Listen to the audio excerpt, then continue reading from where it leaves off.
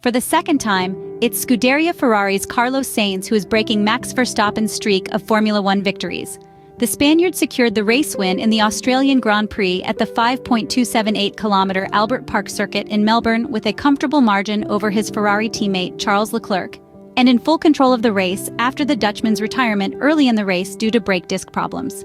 The McLaren cars of Lando Norris and Oscar Piastri posed a threat to Charles Leclerc in the battle for second place, but couldn't hope to fight for the victory. The SF-24 is a far cry from its predecessor. It can use the tires better than others, and there's no Max Verstappen-like pace hindered in every way by a brake-by-wire issue. Yet Carlos Sainz produced a high-level pace because he had the right settings to deal with graining. Could Red Bull have paid a bit for the growing internal pressure?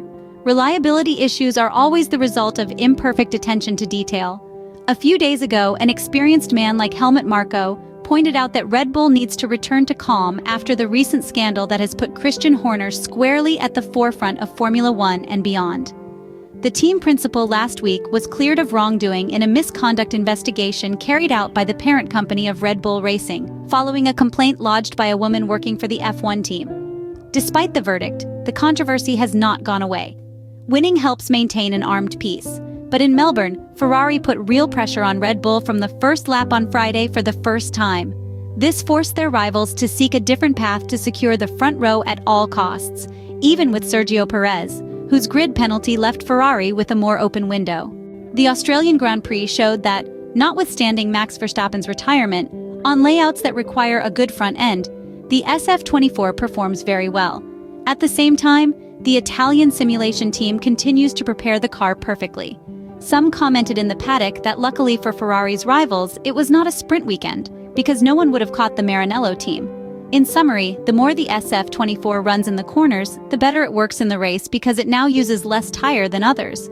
On the other hand, even straight-line efficiency wasn't penalizing despite the choice of downforce to protect pace in the last sector, the slowest one. Carlos Sainz and Charles Leclerc were only losing 3 or 4 kilometers per hour to Red Bull. If choice made by the Maranello technicians at the Jeddah circuit was a bit conservative, in Australia it was simply the most correct and the best option. Sergio Perez's RB20 was never in contention. Furthermore, there was a loss of around 20 points of downforce generated by some floor damage from lap 27, so his recovery was a bit limited in the second part of the race. However, his pace was far off, which was largely insufficient to reclaim the podium, let alone the fight for the race victory. The gap to the Mexican was around half a second per lap, although this is not representative.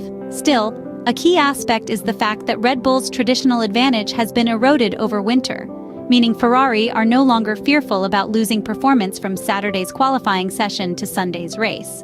Ferrari's first one, 2 since the 2022 championship therefore arrived in Melbourne, courtesy of Carlos Sainz ahead of Charles Leclerc. The SF-24 of Australia was somewhat reminiscent of the Ferrari F-175 that began the season in such impressive fashion. The 2024 machine from Maranello is showing great tire management and impressive competitiveness. The question now is whether Australia should be treated as a one-off of the beginning of a new trend. Scuderia Ferrari returns back home to Maranello with the total jackpot of 44 points available, while Max Verstappen stops after 44 races. McLaren was a solid second force, just 0.2 behind Carlos Sainz, while Mercedes is in the worst moment of the Formula One hybrid era.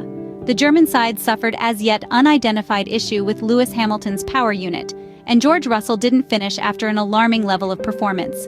The Englishman was 50 seconds behind Ferrari at the time of his incident with Fernando Alonso. Ferrari believed that Albert Park could produce the necessary conditions to put Red Bull within striking range. Their calculations, as it turned out, were correct. The next round of the 2024 Formula One Championship is Suzuka, just a few months after Max Verstappen's overwhelming victory, an opportunity for Scuderia Ferrari to check the progress seen at the Melbourne circuit. However, the Italian side is aware that the pecking order in Japan could revert to what was seen in Bahrain and Jeddah. In many ways, Albert Park is considered an unusual circuit in terms of its technical characteristics. Ferrari intends to push on developments. If all goes well next week in Japan, they will bring forward a small part of the first aerodynamic upgrade.